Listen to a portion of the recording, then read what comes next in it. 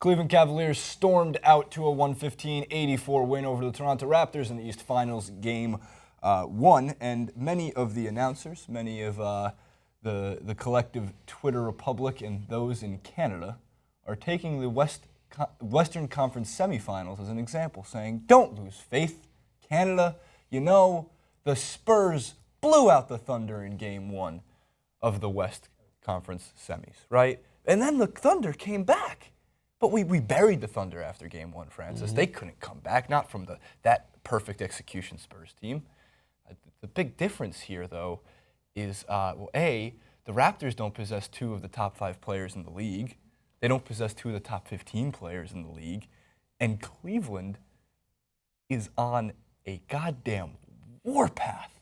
9-0.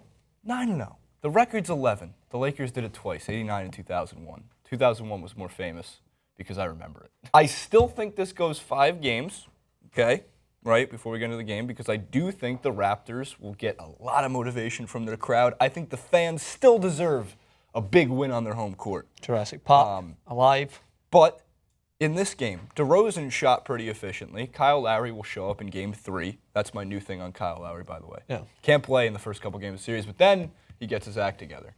But defensively, the Raptors were outmatched in every single position. They were outmatched by the Cavs bench. Yeah, I agree with that. I do give credit to the Raptors for trying at least to adjust. They tried to shut down the Cavs at what the Cavs have been so efficient in doing with their outside shooting. Mm-hmm. We've seen J.R. Smith, Kevin Love destroy Atlanta Hawks, right? Mismatch them out in the perimeter and just destroy them. But what do the Cavs do that we have talked about consistently? They adjust. So when they seen that Toronto were trying to close them down on the perimeter, they demolished them in the paint. Demolished them. So in the paint, they outscored them 56-36 in the points in the paint. The Cavs made 28 of 38 shots in the paint, shooting 73.1% in that area. How can you compete against a team like that? So that's why I don't want to rag on Toronto. Mm-hmm. Defensively, I think they could have been better.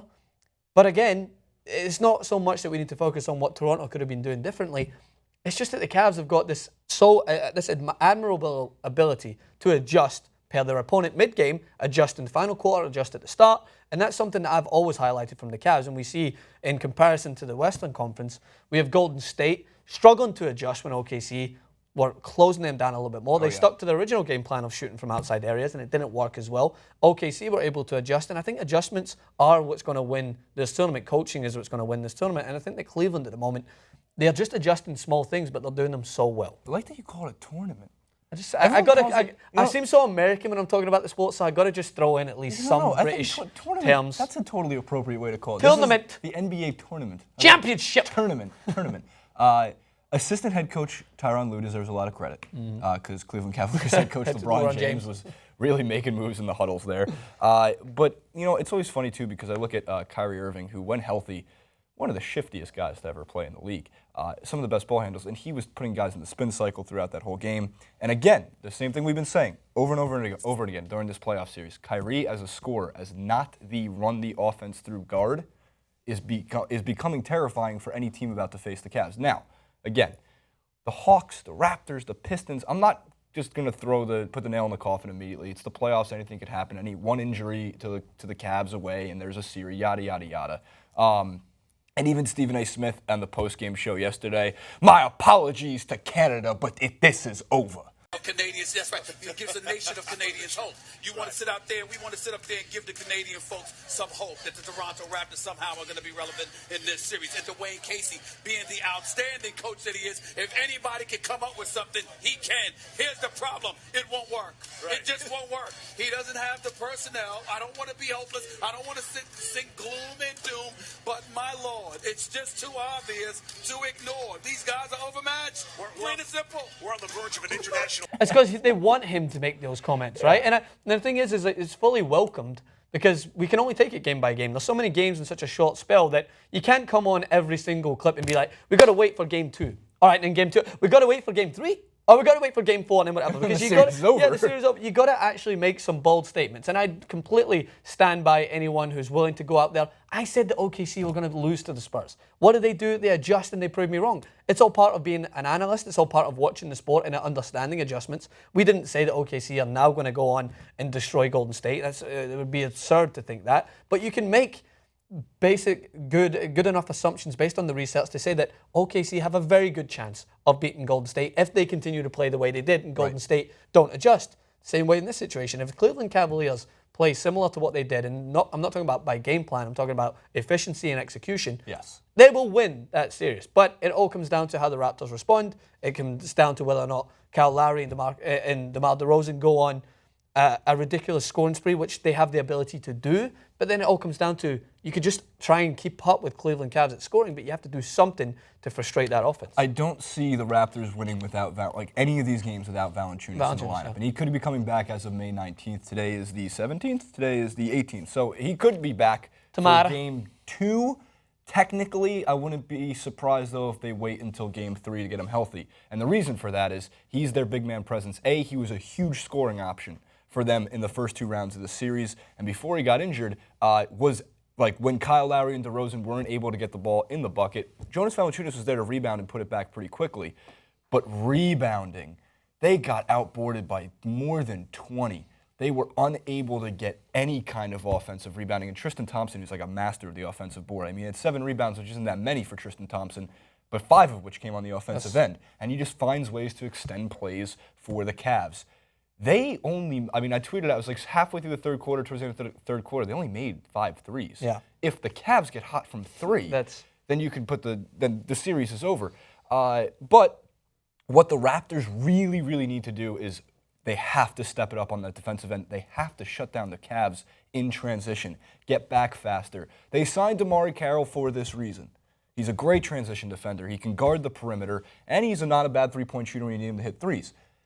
DeMar Carroll needs to step it up. And look, the mismatches are evident because DeMar DeRozan has to deal with guys like Tristan Thompson, has to deal with LeBron when he gets switched on. I mean, if LeBron's going to be guarding DeMar DeRozan at any point, that's not good for the Raptors. But that also means that Kyrie Lowry gets the one potential, not mismatch, but he has some advantage over Kyrie Irving. He can make plays against Kyrie Irving on the offensive side of the floor. And J.R. Smith, too. J.R. Smith played some of the best defense of his life last night. I was amazed by that. But again, there's something about this Cavs team, watching them now, is the same feeling I had watching the Warriors through the first 30 games of the season. It's not only that they're blowing out teams, and in some of the games, like when I was talking with Andre, they were close. They were like only 1 point. They were winning by 1 against Detroit at some points, only 3 by the Hawks. But on paper, it wasn't even close. And there's something about that, like they're having so much fun. Yeah. LeBron didn't play more than 29 minutes. None of the starters played more than 29 minutes last night. The Raptors they have to play again tomorrow. Yeah. They're coming off a series, 2 back-to-back 7-game series that ended Sunday. The Cavs hadn't played for 9-10 days. So they're rested. They're ready for this, besides the fact that LeBron James has been a part of teams that have won 100 more playoff games than the entire Raptors franchise history. And when it comes down to experience, something I'd always take, which is a lot of the reason why when the Spurs go on their runs to win championships, obviously not this year, obviously not last year, but in all those times, 03, 05, 07, against the Heat in 2014. Experience plays a huge role, I believe, in playoff situations. Nobody in the league is more experienced than LeBron James in the playoffs right now. And, with Kevin Love, obviously, as we talked about, the mismatches on the block, and Kyrie Irving as a scorer, their bench, Mo Williams even got a little bit of playing time. It's not over because anything could happen. I'm not going to sit here and just make that proclamation that it's a 4-game sweep and they're all going to be 30-point blowouts. No, I think the Raptors will come back and play some competitive basketball. And I hope they get 1 win on their home court. If they can extend the series to 6 games, by all means. But logically speaking, this series is not going to go more than 5 games. I just don't see how it's even possible. I don't want to sit here like Skip Bayless would and say they're not going to take 1 game, but. This is not the same situation as the Thunder getting blown out by the Spurs in the Western Conference semis, as my phone is deciding to talk. Sorry, Siri. Pending a healthy Cavs, I think that they do go through. And I think that they'll show, like many people assume that you don't want to, well, I would go towards the assumption that you don't want to hit the ground running too quick when it comes to the playoffs because you don't want to get comfortable. You're comfortable. You don't want to get complacent. But it just seems that theory is just thrown out the window with the Cavs because they weren't comfortable. They were complacent during the regular season, and there was many a times where the countless media sources were ripping the Cavs apart, ripping LeBron apart. What's wrong with LeBron? He's unfollowed them. They're done. He's leaving in the offseason. He's leaving. He's obviously because Twitter is the best thing for predicting the future. Either way, they're having fun at the moment, and as you said, and they're deep.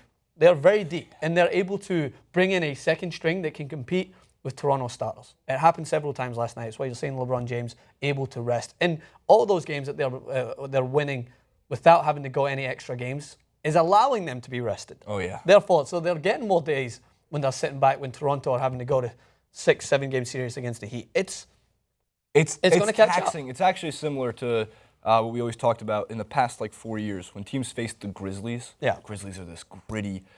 When they take were it out healthy, you. they take it out of you. You go 6 or 7 games, and then you go and you play a team that kind of won in 4 or 5 games, and you just look more exhausted. So again, we'll see what happens. By the way, a close-up image caught Drake on the sideline for the game. Unbelievable. And I all the can't way believe, from his concert. all the way from the Air Canada Center to the Quicken Loans Arena. Here's Drake on the sideline, but what is he wearing? Oh no! Too soon. Too soon. Is it too soon? Yeah. You ever remember Drake? LeBron was in Drake's one of his first ever videos. Yeah. Remember that video? That was when he first came around for me. And You know what? I always give Drake a lot of flack, but if I was Drake and I had the money and I had the rap career, I'd be a fan of every NBA team also. I'd be sitting sideline. Snoop Dogg's a fan of every footballing team in the world. Snoop Dogg has no idea what's going on. With He him has 3 feet around him because of all He the has no smoke. idea. You throw a jersey at Snoop Dogg and he is definitely going to wear it. Right. All right. Comment below what you think for Game 2, which is Thursday night at Quicken Loans Arena, which is the Cavs. Again, I have the Cavs in Game 2. I think you have the Cavs in Game 2. But we're curious what you think. What do the Raptors need to do to compete in this series against the LeBron Jameses, the Cleveland Jameses, the Cleveland LeBrons, the Cleveland LeBrons? @Francis_Maxwell, Jason Ruben 91. The rest of the social media is in the description box below. We'll see you over there.